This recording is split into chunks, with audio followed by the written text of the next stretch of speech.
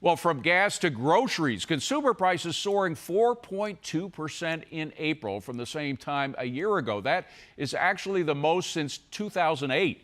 So how is the CEO of Stew Leonard's dealing with these spikes? Well, Stew Leonard himself, Stew Leonard Jr., joins us now from the store. Stew, wonderful to see you as always. You too, David. Just for those who don't know you, you've got a number of stores, so you're in a good position in different states to tell us what's happening. What items have been popping in price the most over the past couple of weeks?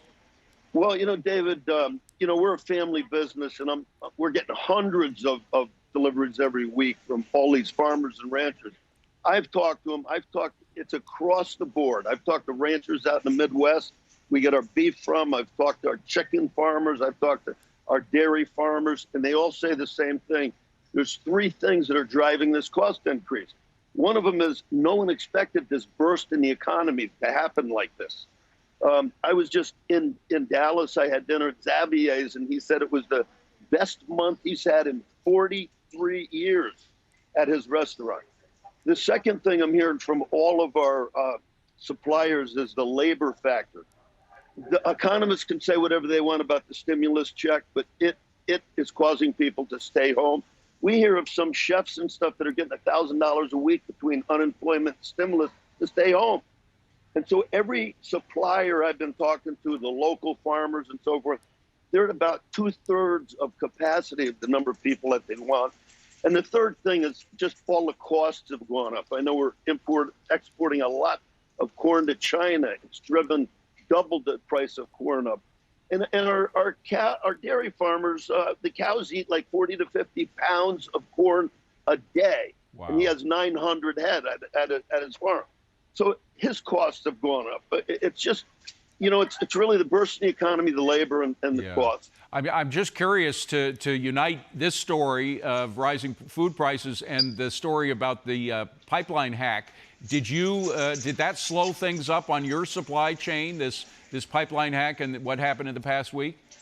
Well, what it's done is it's driven fuel prices up, and our farms and suppliers that we're talking to say that it's costing them double to get a truck from their farm, even the Gulf of Mexico, and with the shrimp, to get a truck of shrimp up to New York area where Stew Leonard's is located, cost double what it did last year. Wow. And that's what people don't recognize, how many ripples there are in the economy. It does ripple out all these policies. They seem to make sense in one place, but they don't make sense in another. You mentioned meat production. Of course, this administration is not very meat friendly. There are a lot of people that are saying in the administration it actually has something to do with climate change, which is might strike people as odd.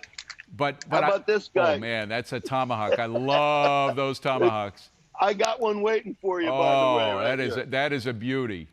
You can say what you want about meat prices, but a ribeye tomahawk like this, customers love them. Yeah, Stew Leonard. They do. But is that a concern that you might actually end up with some policy from inside the Beltway that affects the production of meat because they think it adds to climate change?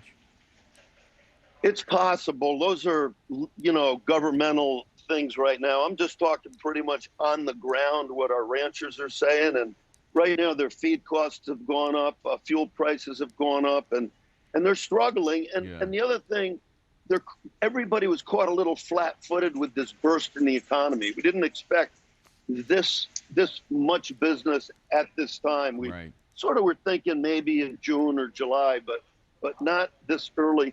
Graduation parties are crazy. Everybody wants to have one now. Yeah. By the way, Stew, very quickly, we got to run, but I don't see many people with masks on in the back. Are people getting rid of the mask in the store now? It's a big decision we have at Stew Leonard's. Do we go with the mask-free policy? Walmart did it, Trader Joe's and Costco did it. We're going to let it be a personal decision among our customers. I just talked to a lady that said, look, I'm still going to wear my mask when I come shopping. It's a personal decision, and that's the way we want to leave it with all our Stew Leonard customers. Yeah, well, you made it through the pandemic with flying colors, Stew. You were right there in the beginning. You stayed there. You must have had about three hours of sleep a night over the past year, but God bless you for getting through it. You do great work, and glad to have you here with us. Stew Leonard Jr. Thank you, David. Thank you. Thank you very much.